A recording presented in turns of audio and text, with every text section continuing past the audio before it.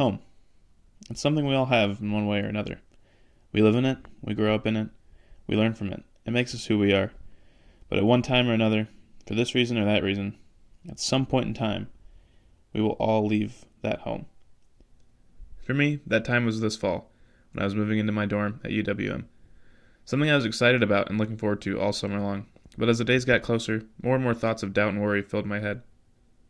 All these years, I've always said how ready I was to get out of Bloomington Normal. How I would never in a million years end up just staying in town and going to ISU. But in this moment, that didn't sound so bad.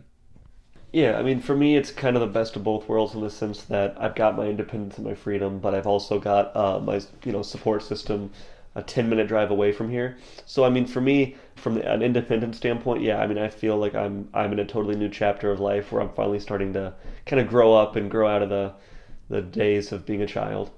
I would say it's kind of 50-50, half and half in a sense, because I mean, obviously, like I said, I'm getting the independence because I'm living on my own, but I mean, my parents are still a phone call away for anything, and I would say some independence, but also not a full-fledged college experience.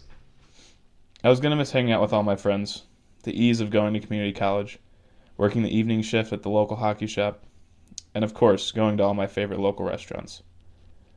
But more than that, I was going to miss my family, the comfort of my own home, knowing the city I'm living in like the back of my hand. No matter how far and wide you want to travel, the comfort and familiarity of home is always so easy to fall back on. What was that like for you? Kind of all that happening at once, I guess.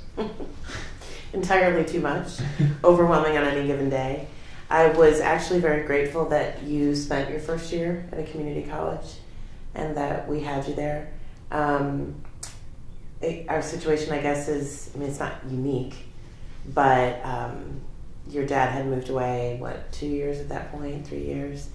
And probably more than I should have, I counted on you to give rides and stop at the store and just be there. So I think I missed you in a different way than some moms do because I relied on you a little bit too much to be the man of the house.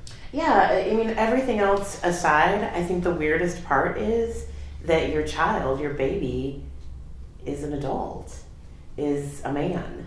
And it was weird enough working at the college when you were going to school there and you'd stop by and I'd be like, whoa, these are college students. And again, that might be a little unique in that I was a college professor. So I've been around 18, 19, 20-year-olds for a very long time. And then all of a sudden my baby is one of them. Is weird. You feel old. And you recognize that your children are getting older.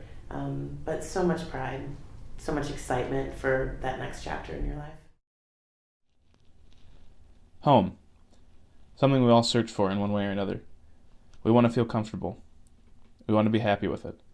We want a place to grow in. A place to make us who we are. At one time or another, eventually, at some point in time, we will all find that place to call home.